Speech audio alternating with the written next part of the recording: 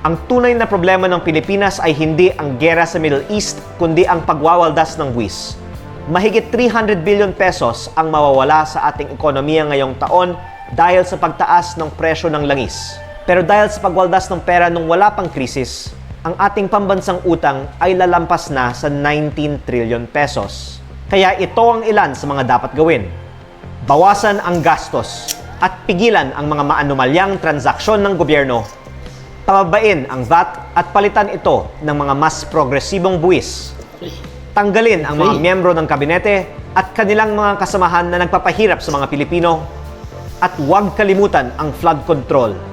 Huwag pumayag na ilihis ang usapan dahil korupsyon ang ugat ng ating mga problema. Hindi man kontrolado ng gobyerno ang presyo ng langis, kontrolado ng gobyerno ang paggastos at buwis.